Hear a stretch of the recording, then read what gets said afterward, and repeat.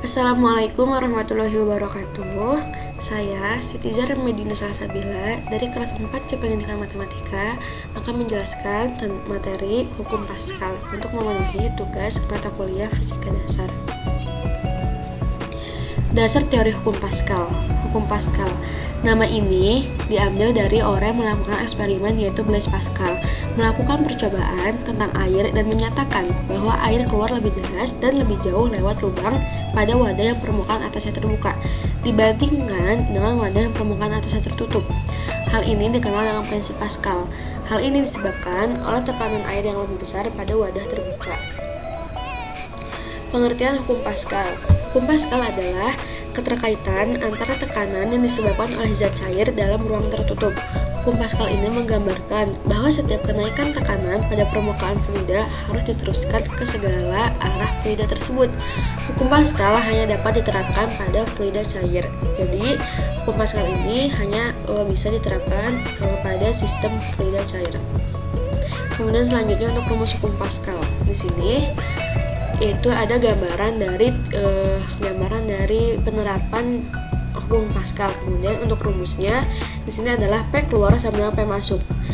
Artinya P1 sama dengan P2. Kemudian rumus dari P ini yaitu F1 per A1 sama dengan F2 per A2, di mana F adalah gaya atau N dan A adalah luas permukaan. Bisa dilihat dari gambarnya bahwa F ini adalah gaya, ini adalah gaya yang masuk dan ini adalah gaya yang keluar.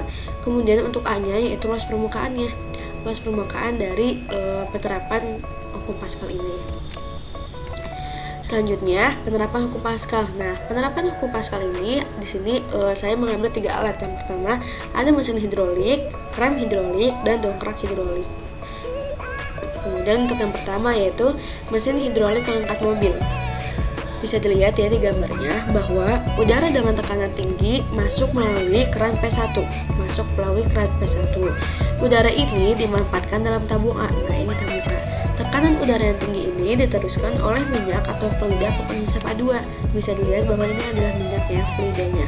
Pada penghisap A2 dihasilkan gaya angkat yang besar sehingga mampu mengangkat mobil. Nah, jadi ada gaya yang masuk, kemudian diteruskan oleh minyak atau fluida ke A2, kemudian sehingga si tabung A2 ini, gaya F2 ini mampu mengangkat mobil. Jadi seperti itu untuk sistem mesin hidrolik mengangkat mobil. Selanjutnya yaitu rem hidrolik. Rem hidrolik memakai prinsip hukum Pascal dengan tekanan pada piston kecil akan diteruskan pada piston besar yang menahan gerak cakram. Tenaga gerak kendaraan akan dilawan oleh tenaga gesek ini sehingga kendaraan dapat berhenti. Nah, rem hidrolik adalah rem yang biasa kita gunakan di kendaraan kita, seperti mobil bisa, sepeda pun bisa. Nah, untuk sistemnya itu seperti ini. Kita memberikan gaya, kemudian gaya tersebut ditahan gerak cakram. Selanjutnya yaitu ada dongkrak hidrolik. Prinsip kerja dari dongkrak hidrolik menggunakan prinsip hukum Pascal sederhana. Dongkrak ini memiliki 2 tabung yang berbeda ukuran diameternya. Masing-masing dari tabung tersebut diisi air dan ditutup rapat pada permukaannya. Dengan memberikan tekanan pada salah satu permukaan, maka tekanan yang masuk akan dipindahkan ke tabung yang lain sehingga dongkrak dapat digunakan untuk mengangkat beban yang berat. Nah, seperti ini ya untuk sistem dongkraknya. Dan yang terakhir adalah contoh soal. Di sini saya akan memberikan contoh soal. Pertama, sebuah pengungkit hidrolik memiliki piston masuk yaitu utama dengan diameter 1 cm dan silinder luarnya dengan diameter 6 cm. Kemudian tentukan gaya yang dikeluarkan oleh silinder luar ketika diberikan gaya sebesar 10 Newton pada silinder masuk. Jika piston masuk bergerak sejauh 4 cm, maka seberapa jauh piston luar bergerak? Pahami ya contoh soalnya. Nah, selanjutnya di situ ada pembahasannya. Kita gunakan rumus Pascal yaitu F2 per A2 sama dengan F1 A1. Dapat dicari nilai gaya yang dihasilkan. Maka F2-nya yaitu A2 per A1 dikali F1. Kemudian didapat besar gaya yang dihasilkan sebesar F2-nya yaitu kita pakai V per 4, di mana 6 kali 10 pangkat min 2 M kuadrat per V per 4 1 kali 10 pangkat min 2 M kuadrat dikali 10 N, di mana 10 N ini adalah F1.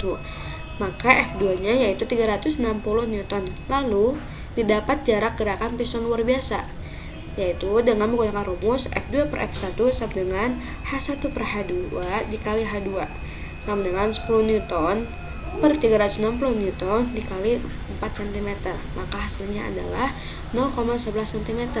Jadi dapat disimpulkan bahwa piston luar bergerak sejauh 1/36 dibandingkan piston masuk. Nah, seperti itu ya untuk jawabannya. Terima kasih, mungkin cukup sekian dari materi yang dapat saya sampaikan. Wassalamualaikum warahmatullahi wabarakatuh.